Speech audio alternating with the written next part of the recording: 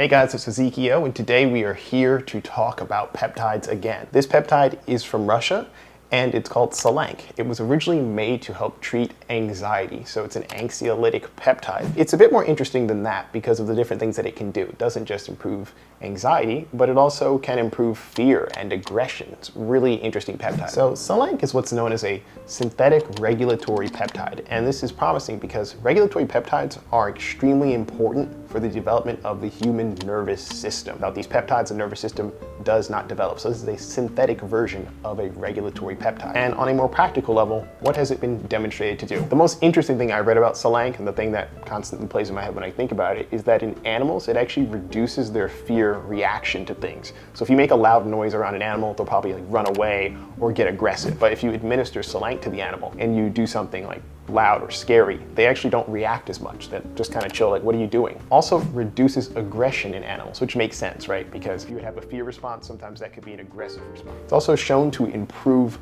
cognition and memory formation in people, and it is also shown to be immunomodulatory, so it actually helps your immune system perform its functions better. So when you combine all these things together, it seems to strongly reduce anxiety, kind of like a benzodiazepine kind of drug, but without all the toxic side effects. Really interesting. So Selank is thought to interact with the GABA system, so it literally binds to GABA receptors in the brain, and if you guys don't remember, GABA is inhibitory, calms us down, slows us down. So Selank binds to that system and calms us down, slows us down, helps reduce anxiety and all that other good stuff. Before we get to the side effects, let's have a word from our sponsor, Super.com. Super offers Oracle price feeds for over 50 different blockchains. Super has you covered with speed and security. Whether it be liquidation triggers or critical price levels, Super will have your back. Go to super.com/blockworks to find out more. So the side effects from this are a little bit interesting. For the most part, it's things that are related to how you take it. So if you were to do like a nasal administration, you would actually find that maybe your nose gets a little bit irritated. Some people also